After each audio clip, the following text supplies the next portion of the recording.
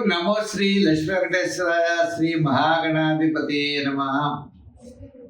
కరారవిందేన పదారవిందం ముఖారవిందే వినివేశయంతం వటస్య పత్రస్య పుటేశయానం బలం ముకుందం మనసా స్మరామి.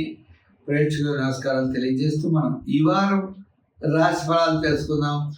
జూన్ 1 నుంచి జూన్ 7 వరకు ఉన్నటువంటి గ్రహాల యొక్క పరిస్థితులను అనుసరించి మనం రాశి ఫలాలు తెలుసుకుందాం.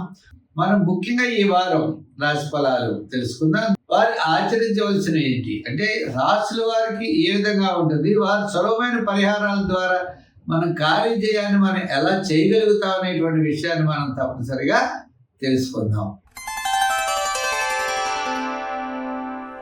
సింహరాశి.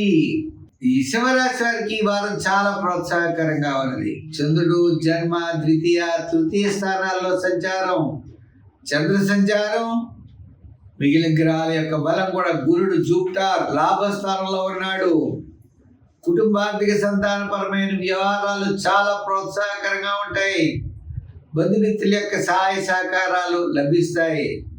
మీరు కోరుకున్నటువంటి పనులన్నీ కూడా నెరవేరే అవకాశాలు ఉన్నాయి. స్థిరాస్తి డెవలప్మెంట్స్, సమాజంలో గౌరవం పెరగడం, అన్నింటా విజయం సాధించేటువంటి అవకాశాలు ఉన్నాయి. వారం మధ్యలో కాస్త పనులు ఆలస్యమయ్యే అవకాశాలు కనబడుతున్నాయి.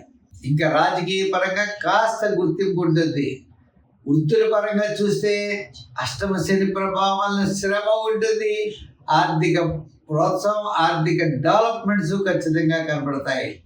ఆ సమయానికి వస్తారు ఎవరొకరు ఏదో విధంగా సహాయం చేస్తారు.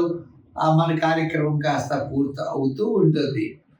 కానీ అష్టమ శని, అసంతృప్తి, చికాకు, శ్రమ ఉన్నప్పటికీ లెక్క చేయకుండా మీరు విజయం సాధించే అవకాశాలు ఉన్నాయి. వ్యాపార పరంగా ఆర్థిక లావాదేవీలు అటు ఇటు ఉన్నా గురుడి యొక్క బలం ద్వారా చివరికి విజయం సాధించేటువంటి పరిస్థితులు కనబడుతున్నాయి.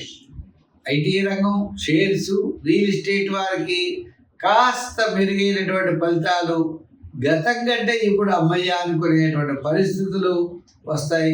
ఈ రాశి వారికి కాస్త ప్రోత్సాహకరంగా ఉండే పరిస్థితి కనబడుతోంది.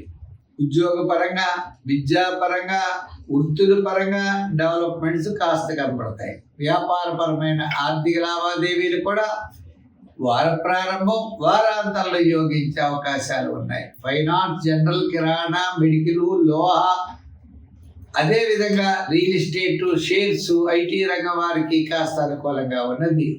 సంఖ్యల్లో 1, రంగుల్లో తెలుపు. ఆరాధనలో శని భగవానుడు పూజించాలి. ఆయన మిత్రుడైన ఆంజనేయ స్వామినైనా ఆరాధించాలి. హనుమాన్ చాలీసా చదువుకోండి. సుందరకాండ పారాయణలో ఒక శ్లోకం చదవండి.